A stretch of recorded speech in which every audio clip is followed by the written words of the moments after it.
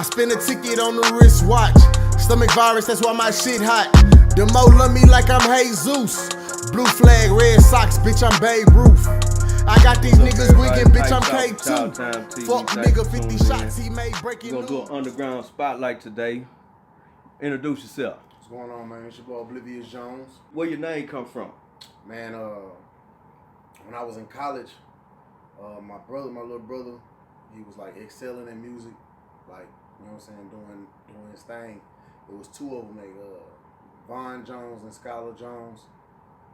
I was in school in Oklahoma. I'm like, damn, I need a name. I used to go by, my Facebook name was Lester the Court Jester from the movie. Yeah. I was like, man, I need to. I didn't have a rap name. I was in class one day. One of my professors was like, man, I don't know was one of the most intelligent answers. I said, okay, I don't know.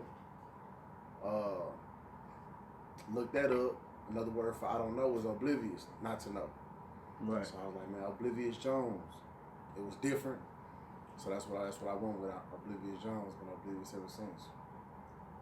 So I know you very nice. You know, before I even get to that, you from Houston, right? Yeah, from Houston. What part exactly? Mo City, Broadgate. All right. How much of Mo City, the lifestyle of Mo City, can you say kind of be heard in your music? Man, a lot of it, everything. I just feel like growing up where I grew up on my side of town, it wasn't easy. You know, like they say, it's two sides, Missouri City and Mo City. I grew up on the Mo City side, man, and it was a struggle. In your music, I know you're real nice lyrically. Yeah. What style of music would you say, you know what I'm saying, what style of rap, what part of rap would you say best kind of describe your sound? I more so go for like the bars, witty metaphors, punchlines, but I'm really big on storytelling. So that's a lost art in the game. Yeah. You know what I'm saying? Who's somebody that you kind of got that part of it? Who what's a storyteller? I don't even care if it's somebody that you even looked up to. Just Biggie, my favorite rapper. No shit. Oh yeah, that was mine. That was one. For me. Yeah. And you know, of course, Slick Rick. Just listening to, like, I'm heavily influenced by New York. You know what I'm saying? I'm real big in the battle rap scene. Where they come from? Just being a fan of hip hop.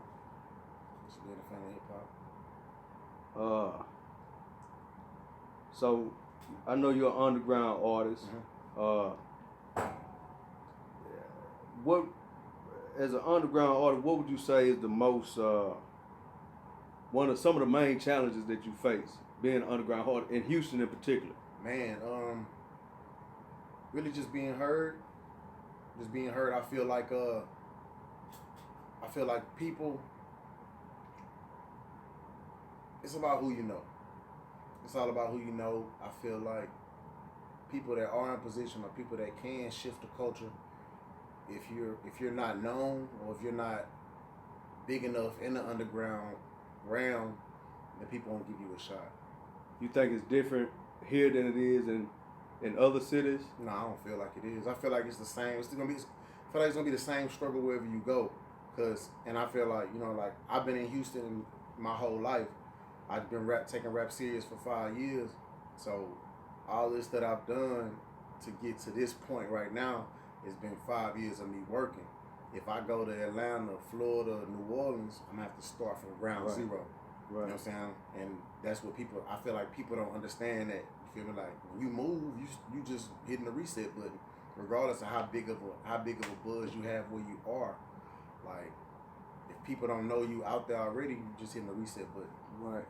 Do you think there's any advantages of being an underground artist? Advantages?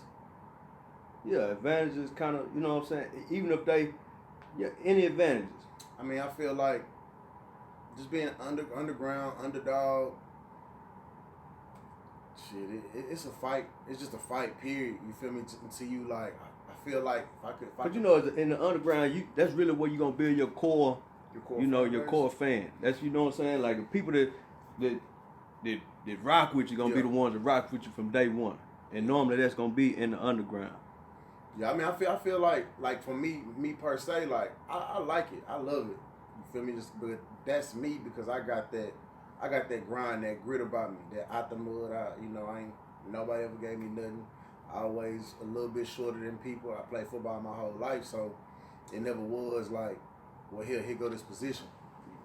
You're a starter. I had to fight for everything that I had, so that's in me.